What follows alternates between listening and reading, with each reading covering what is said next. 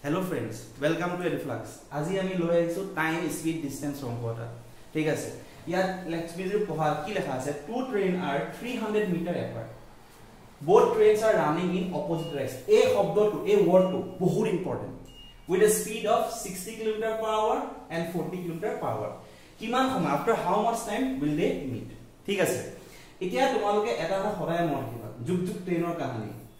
ঠিক আছে same direction হলে মানে কি বুজাই আছে দুইটা একে ঠাইতে গৈ আছে তাৰ ক্ষেত্ৰত সাপোজ ইয়াৰ স্পিডটো হৈ গল a v1 ইয়াৰ স্পিডটো হৈ গল v2 যদি সেম ডাইৰেকশন হয় তে সদায় মাইনাস কৰিম আৰু যদি অপোজিট ডাইৰেকশন হয় অৰ্থাৎ এটা এপিনে পলাই আছে এটা কোনপিনে যাব ইপিনে তেতিয়া আমি কি কৰিম ইয়াৰ যদি স্পিড v1 হয় ইয়াৰ যদি স্পিড v2 হয় এটা কি কৰিব লাগিব আমি প্লাস কৰিব লাগিব এটা মোৰ কোৱেশ্চন কি দিয়া আছে opposite direction আৰু এটা কথা সদায় মন ৰাখিবা আমি সদায় কনফিউজ হওঁ সদায় পৰীক্ষা পাহৰো যে কোনটো কি আছে সবকে বাপেক কোনটো হ'ব ডিসটেন্স তলত কি ৰাখিবা টাইম আৰু এটো কি আহিব স্পিড মানে যদি টাইম যদি হয় তেতিয়া কি ওপৰত কি থাকিব ডিসটেন্স তলত কি থাকিব স্পিড যদি স্পিড হয় ওপৰত কি থাকিব ডিসটেন্স তলত কি থাকিব টাইম আৰু যদি ডিসটেন্স কৈছে তা তলত কি আছে টাইম আৰু স্পিড দুইটা কি হৈ যাব ইনটু বুজি পাইছা therefore এই কোৱেশ্চনটো আমাৰ কি লেভেল আছে টাইম মানে টাইম কি হ'ব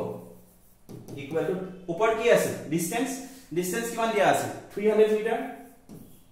তত কি দিয়া আছে স্পিড কি লেখা আছে অপোজিট ডাইৰেকশন মানে 60 আৰু 40 মই কি কৰিব লাগিব প্লাস কৰিব লাগিব ঠিক আছে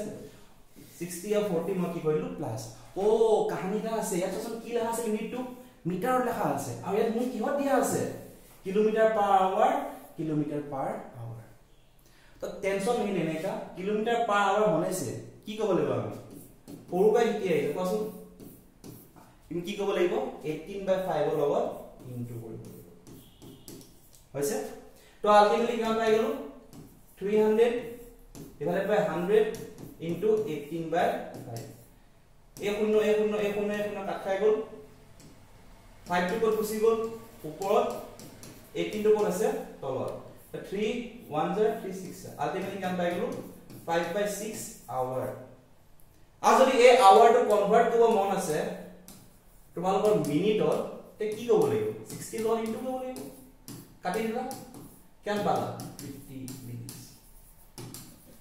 to answer to ki hobo hour likho para 5/6 hour jodi question dia ase minute to ki liba 50 minutes thank you for today